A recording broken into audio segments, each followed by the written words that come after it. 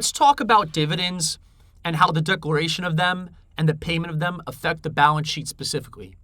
So when a dividend is paid, I consider it analogous, or I'm sorry, when the dividend is declared, I consider it analogous to someone swiping their credit card, right? They're basically committing to paying an IOU in the near future. That's when you swipe a credit card to purchase something. You're not paying it right away. You're putting it on credit and you're going to pay it in the near future, right? It's not a perfect analog because, there's dividends are kind of considered equity versus debt in a way, but it's a similar analog, right? So you're swiping the credit card, committing to pay a future amount, basically a specific amount in the future, right?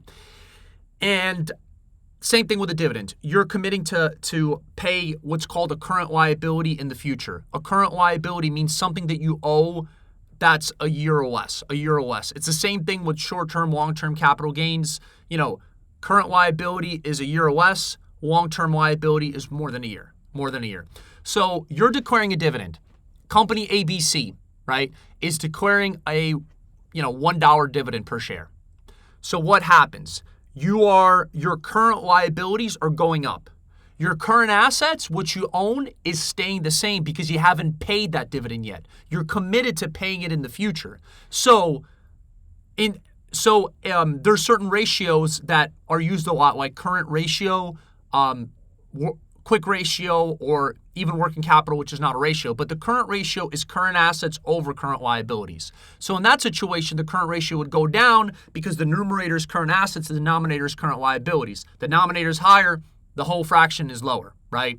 Same thing with quick ratio because it's the same idea except you're taking out inventory. Inventory is not affected in this situation. So quick ratio would go down too. Now, working capital would actually decrease as well. Working capital is current assets minus current liabilities.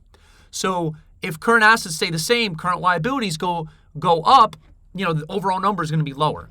And then in the context of shareholders' equity or net worth, or anytime people use the word equity, whether it's owner's equity, stockholders' equity, shareholders' equity, net worth, they're essentially talking about the same thing, which is total assets minus total liabilities. Total being current assets plus long-term assets, total liabilities being current liabilities plus long-term liabilities. And then, in the context of that, we'll talk about the specifics of what goes into like long-term assets, long-term liabilities in a different video. But in that situation, the net worth your net worth would go down as well, or your equity, because your total assets are staying the same, but your total liabilities are going up. So that's what happens on the actual declaration date when you declare the dividend. Now, what happens when you actually pay the dividend, right? So the analogy I gave with the credit card being swiped, and then at the end of the month, you got to pay that, right? So what happens at that point?